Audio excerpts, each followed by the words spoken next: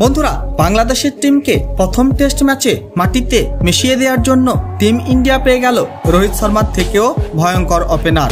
আর এই ভয়ঙ্কর ওপেনার হলো রোহিত শর্মারও বাপ। আর এই ভয়ঙ্কর ওপেনার করে ফেলল লাস্ট 5টি ইনিংসে পরপর 5টি সেঞ্চুরি এবং আলোড়ন সৃষ্টি করলো পুরো ক্রিকেট জগতে এবং তৈরি করে ফেললো একটা নতুন ওয়ার্ল্ড রেকর্ড। আপনারা যদি জানতে চান যে কে এই ভয়ঙ্কর ওপেনার, তাহলে বন্ধুরা ভিডিওটি লাইক করে চ্যানেলটাকে সাবস্ক্রাইব করে রাখুন। বন্ধুরা, খেলা হয়ে গেল ভারত এবং শ্রীলঙ্কার মধ্যে 3টি টি-20 এবং 3টি ওডিআই ম্যাচের সিরিজ এবং তার মধ্যে এই টি-20 সিরিজে টিম ইন্ডিয়া শ্রীলঙ্কাকে তাদের ঘরের মাঠে হোয়াইট হাউস করলো এবং এই টি-20 সিরিজ 3-0 ব্যবধানে করলো নিজের নামে। কিন্তু বন্ধুরা, তারপর ওডিআই সিরিজে টিম ইন্ডিয়াকে শ্রীলঙ্কার কাছে 2-0 ব্যবধানে হার স্বীকার করতে হলো। কিন্তু বন্ধুরা, এবার শুরু হতে যাচ্ছে ভারত এবং বাংলাদেশের মধ্যে 2টি টেস্ট এবং 3টি টি-20 ম্যাচের সিরিজ। তার মধ্যে প্রথম টেস্ট ম্যাচ শুরু হয়ে যাবে ভারত এবং বাংলাদেশের মধ্যে 19শে সেপ্টেম্বর। আর এই ম্যাচ শুরু হয়ে যাবে ভারতীয় সময় সকাল 9:30 চেন্নাইয়ের মাঠে। আর এই প্রথম টেস্ট ম্যাচে বাংলাদেশের টিমকে মাটিতে মিশিয়ে দেওয়ার জন্য টিম ইন্ডিয়া পেয়ে গেল রোহিত শর্মার থেকেও ভয়ঙ্কর ওপেনার।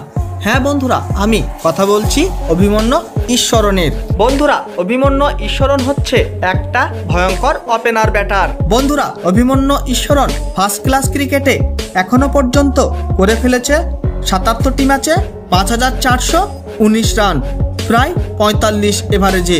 এছাড়াও করে ফেলেছে 17টি সেঞ্চুরিও।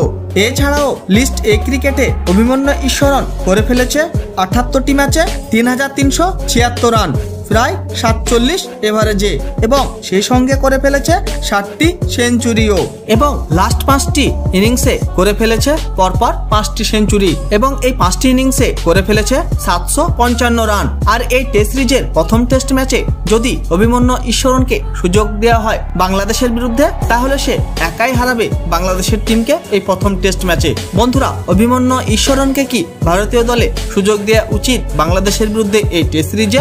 অবশ্যই কমেন্ট করে জানিয়ে দেবেন আপনাদের মতামত। বন্ধুরা, ভিডিওটি শেষ পর্যন্ত দেখার জন্য ধন্যবাদ জানাই। তাহলে দেখা হবে নেক্সট কোনো ভিডিওতে।